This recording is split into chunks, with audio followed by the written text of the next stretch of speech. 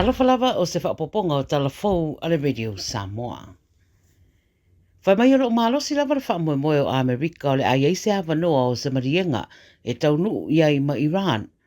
Whai mai le CNN o whaamtalanga mai le whalepae o ta wai e uia fōringa o Pakistan e ono whai ai tala noangalo na lua i le vāo Amerika ma Iran a o whai rua le minister o vai whafo Iran o Abbas Araghchi o lo tumo pe fōina no te ingo o Tehran mo se whire mu le mai o se whonutanga na whaia ma le whaarurunga o le amia Pakistan.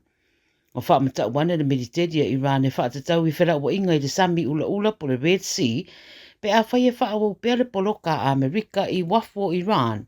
I se ripoti le tamai ia Israelu ma le panona o mai a tala noanga i le vāo rieitu e lua ma ua ripoti alo tala noa nei le kapeneta Israelu mo ni awala e tau fiai whetawinga e pei ona iai i le tu o le larolangi.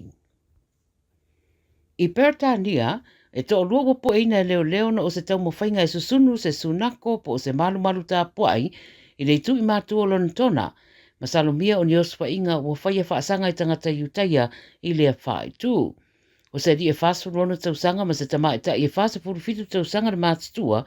na po eina i le taulanga o Watford i le tu i mātu i se sifo o lona tona. Pai mai leo, le tau mawhainga sa tau la i le whae tū o Finchley i le tai au pō le asalulu. O ata mai le CCTV, o lo i loa le lei tangata i e to o lua e pā auri o lava ma poponi fōlinga na urufale le sunako ma o la tuuina ni whanguti o ata se lua e lata i le wha malama ma o la tongi na nei fōi ma se piriki anga i le fale. O te tonu o leisi whangu e masaromia sa iere penisini le ana tae ina ua tongi le piriki a ele i mumu le whangu a ua sosora esa i la uaia ma ele i whaaleanga ina fōi la se vaenga le malu le i fōi se tasi na whaamnuaria. Na longo ina stasi lau whainga renga i le no whanga leo ma whai ai roa suenga e manatu leo o se ospa inga ua taulai i tangata iuteia ma lo o wha wau nei le suenga. I Turkey po take, ai te timai pe to o valu tamai te aonga ma se whai aonga to o tasi o whasi o tia ma i se to o tele lo o whaamnuaria i se oso whainga na whaia i se aonga i le tu i saute o take pei o na whaamania mai i na minister whaaloto i whale o lea tunu o Mustafa Sifsi. O le whale ulawa na tupu i le Isa Kalik Secondary School ma sa manunu aire to o se furu toru o tangata o isi e tu ngā tele manuanga.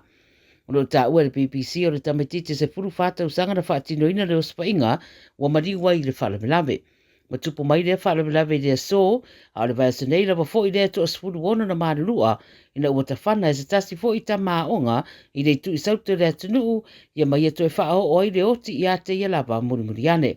O lo whanga soro su e suenga i whale ulawe umai e lua. I au se tālia o lo sa i nei e leo se ri i pāngo tā, o se seo na whaasa o loto le vasa nei i New South Wales. Pe mai le 9 News o Kyle Quayle e tolu se furu rima tausanga sa turi na whaasalanga i le ngoi ma le wha o rima. A le whaasa o loto se mai i le asorua o le vasa nei, ma o to e whaia nei sa i ringa leo i lea tangata e talitun wina o lo i le wha i tua Newcastle. Whamatu mai leo so na ata i a sira fia i tangata ma i a bawe na longo ina la tau pe a sira fia ni whamtaranga. O lo whamtaraina o se tangata a Poliki pe Torres Strait ma o whautuina tangata i a longo bawe le Crime Stoppers pe a sira fia se whamtaranga e whaatatau i le a li. Ma le tera mulimuli ma le atu Solomona, o lo o musu fo i le kovana sira le atu Solomona e vala au le pale mene o le atunu e ui ua mai a whaelo ane i le asara nafi le whae unga le whaamsinonga mawalunga i le mata upulea.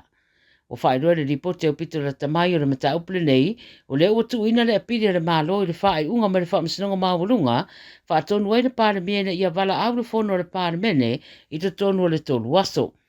O lo i fiti le ri pāle mia o Manele, mo se whono tanga o na oia o le taitei whono o le Pacific Island Forum, ma whatu ato e iane i le atu Solomona i le aso atai au. Pa mai le ofisa le pāne mea le Radio New Zealand, wa mai atu wina le roia siri le apiri le whaamsinonga o piri, a ato ai ma le tarosanga i a tau fia le whataunu wina o le polo inga a le whaamsinonga. Te ena foi la le kovana siri fina ngalo whaaria o leitu ngā ngai, ina ia whao ngalo na marusi anga o le kovana e wala awai le pāne mene. Pai mai ia, o le awhato a whao ngā le marusi anga o ia teia, e wala awai le pāne mene i le aso ma le teimi tala whengai. O se teimi o le solo o whaatalitari ai se isi tari mai le whaamsinonga e winga i le nei mata upu. Ia o tala ia le video sa momo lau whaafonga mai le nei aso, manuia ngā ruenga o whenga iai.